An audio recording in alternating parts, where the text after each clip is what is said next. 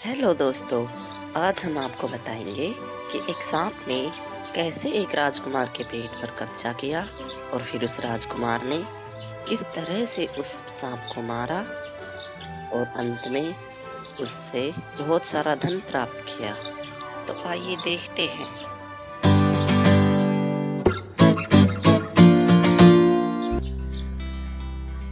तो बहुत समय पहले की बात है। विदर्भ के राजा के पास एक बहुत ही सुंदर महल था।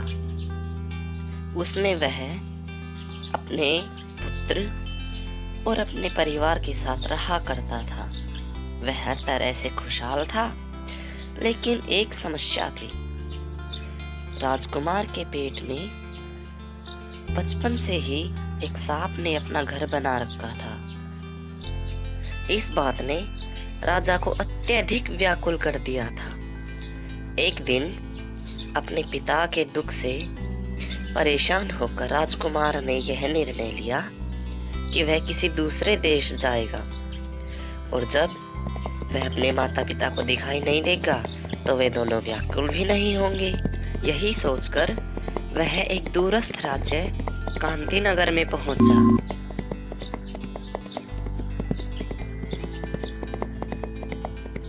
वह अब एक साधारण मनुष्य बन गया और ब्रह्मचर्य का पालन करने लगा। कांति नगर का राजा एक घमंडी और जिद्दी इंसान था। वह सोचता था कि राज्य के सभी लोग उसकी कृपा से जीवित है। एक दिन उसने अपनी दोनों बेटियों से पूछा, तुम दोनों किसके भाग्य पर आश्रित हो? तो छोटी वाली बेटी ने कहा, पिताजी, मैं तो आपके भाग्य पर ही आश्रित हूँ। आपकी वजह से ही मुझे सुख समृद्धि मिली है। जबकि बड़ी बेटी ने इसके विपरीत आंसर किया। उन्होंने कहा, पिताजी, मैं तो अपने भाग्य पर जीवित हूँ और मैं ही नहीं, संसार के समस्त प्राणी अपने भाग्य का ही खाते हैं। बड़ी राजकुमारी की बातों को सुनकर राजा को अत्यधिक क्रोध आया और उसने अपने सेनापति को बुलाकर गांव से बाहर बसे किसी भिखारी को उसकी शादी के लिए बुलाने का आदेश दिया।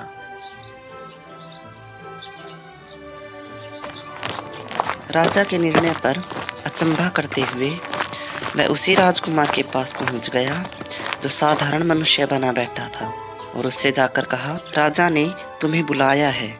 उस राजकुमार ने पूछा, मेरा कसूर क्या है? तो उस सेनापति ने कहा, तुम्हारा कोई कसूर नहीं है।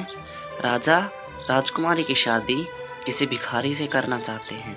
राजकुमार ने फिर कहा, क्या तुम्हारा राजा पागल है जो किसी भिखारी से अपनी बेटी की शादी करना चाहते हैं? सेनापति ने कहा, तुम्हें इससे कोई मतलब नहीं है, तुम चलो। और दोनों राजा के पास पहुंचे।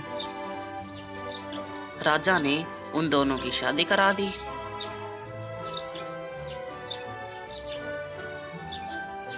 राजकुमारी ने राजकुमार से कहा कि भीख मांगना कोई अच्छा कार्य नहीं है।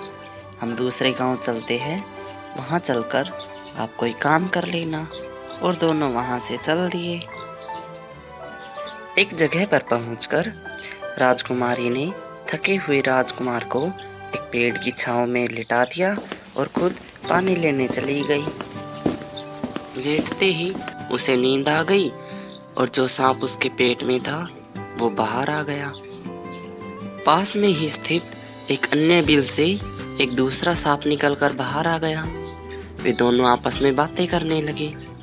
पहले सांप ने कहा कि तुम इस राजकुमार के शरीर में जाकर इसे क्यों बर्बाद कर रहे हो? इस पर राजकुमार के मुंह से निकले हुए सांप ने कहा कि तुम भी तो एक राजकोष पर बैठकर उसे गंदा कर रहे हो। पहले वाले सांप ने कहा कि शायद किसी को पता नहीं है कि पुरानी काली सरसों को गर्म पानी के साथ पिलाने से तुम्हारी मृत्यु हो सकती है। इस पर दूसरे वाले सांप ने कहा कि तुम भी नहीं जानते कि अगर खौलते हुए तेल को तुम्हारे बिल में डाला जाए तो तुम्हारी मृत्यु हो सकती है। इतने में राजकुमारी वहां आ गई। उसने उन दोनों सांपों की बात सुनी। अब उसके मन में ख्याल आया। उसने एक सांप को मारकर राजकुमार को स्वस्थ कर दिया और दूसरे को मारकर उसके पास स्थित राजकोष को अपने हाथों से निकाल लिया। अब वे दोनों अमीर हो गए थे और दोनों अपने राज्य में वापस लौट आए।